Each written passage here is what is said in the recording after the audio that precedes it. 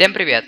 С вами Смайти, и это 10-я юбилейная часть обзоров кастомных игровых режимов с сайта Dota 2 Mod In. Сегодня Power Multiplier.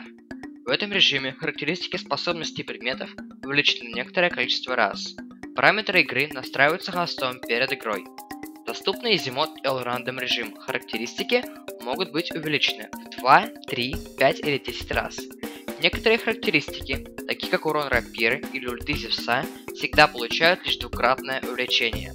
Режим очень веселый, однако я бы интегрировал его с режимом Legends of Dota, как на старом добром Dota 2 VR. Спасибо за внимание, с вами был Смайти, ставьте лайки, подписывайтесь на канал, если этого еще не сделали.